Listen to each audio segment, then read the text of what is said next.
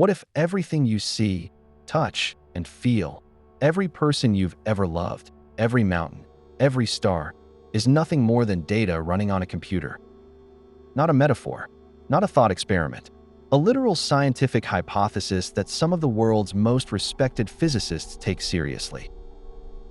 In 2003, philosopher Nick Bostrom published a paper that changed the conversation. In 2025, 3 separate research teams published mathematical arguments in peer-reviewed journals, either proving or challenging the idea. This is not science fiction anymore. My name is Quantumatrixx, and today, we investigate the simulation hypothesis, not from the movies, but from the mathematics. Let's follow the evidence. The idea that reality might not be real is not new. Plato described prisoners in a cave, mistaking shadows on the wall for truth. Descartes imagined an evil demon feeding false sensations directly into the mind. The Matrix turned it into cinema, but the modern scientific version begins with a single paper. In 2003, Oxford philosopher Nick Bostrom published, "Are You Living in a Computer Simulation?" And it wasn't philosophy, it was logic. Bostrom's argument is elegant and disturbing. He proposed what is now known as the simulation trilemma. One of 3 things must be true. First, almost all civilizations go extinct before they develop the technology to run realistic simulations of entire minds or universes. Second, advanced civilizations that could run such simulations choose not to, for reasons we can only guess at. Third, we are almost certainly living inside one of those simulations right now. The logic is straightforward. If civilizations survive, and if they run simulations, and if those simulations contain conscious minds, then the simulated minds will vastly outnumber the real ones. The odds of being one of the few real beings become vanishingly small. Bostrom didn't say we are in a simulation. He said that if we're not, one of the first 2 possibilities must explain why. For years, this remained a philosophical puzzle. Then the physicists arrived. The first line of scientific evidence comes from an unexpected place: the structure of the universe itself.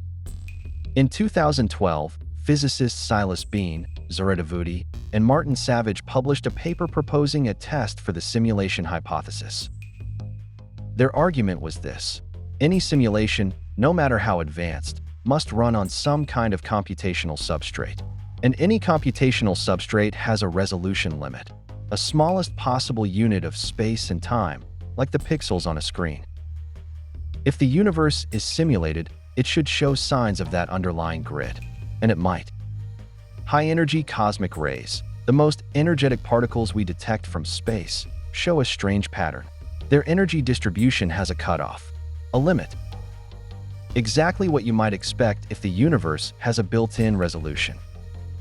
This is not proof, but it is a testable prediction, which is more than most philosophical ideas ever produce.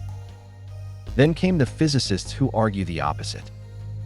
In 2025, an international team led by Dr. Mir Faisal at UBC Okanagan published what they called a mathematical proof that the universe cannot be a simulation. Their argument uses one of the most powerful tools in mathematics, Gödel's incompleteness theorems. Gödel proved in 1931 that any sufficiently complex mathematical system contains true statements that cannot be proven within that system. The team extended this to reality itself. They argued that the deepest layer of physics, the informational foundation from which space and time emerge, requires what they call non-algorithmic understanding. A type of knowing that no computer, by definition, can possess. In other words, reality requires something that cannot be computed. Therefore, reality cannot be a computation. It is a stunning argument, but it is not universally accepted. Because in December 2025, just weeks later, David Walpert at the Santa Fe Institute published an equally rigorous paper in the Journal of Physics, Complexity, introducing the first mathematically precise framework for what it would even mean for one universe to simulate another. His conclusion was the opposite of Faisal's. Walpert showed that if a universe can simulate another universe accurately, Nothing prevents the simulated universe from simulating the first one in return. The two become mathematically indistinguishable. There is no higher reality and lower reality, no original and copy. Under Walpert's framework, infinite chains of simulated universes are not just possible, they are mathematically consistent.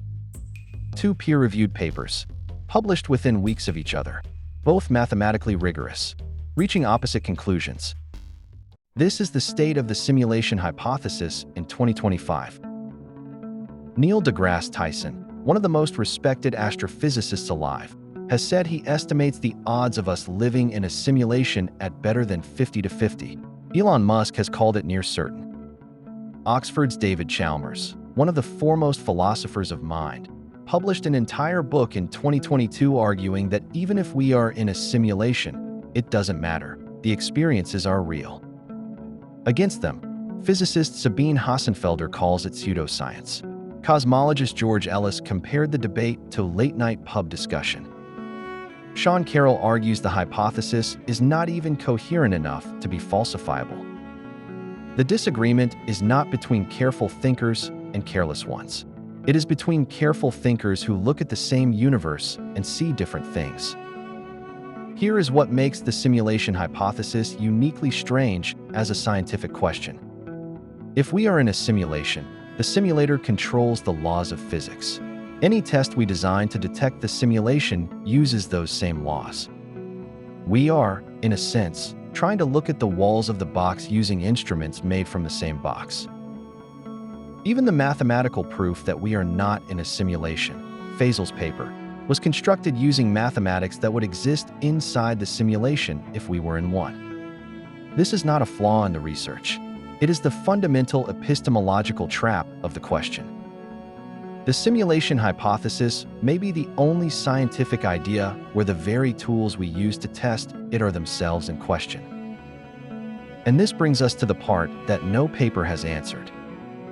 If we are in a simulation, who is running it? Why? Are they watching? Can they intervene? Have they already? If we are not in a simulation, why does the universe look so much like one? Why does it have a speed limit? Why does it have a resolution limit at the quantum scale? Why do its laws look like the output of an elegant algorithm? And perhaps the deepest question of all, does it matter? If every experience you've ever had is real to you, if love and grief and wonder are fully present in your mind, then what difference does it make whether they run on neurons or on code? That question has no scientific answer. It has only the answer you choose. What do you think? Are we in a simulation? And if we are, does knowing change anything? Leave your answer below. I read every comment. And if this investigation left you more uncertain than when you started, good. That's exactly where the truth lives. Subscribe, because next week we go deeper.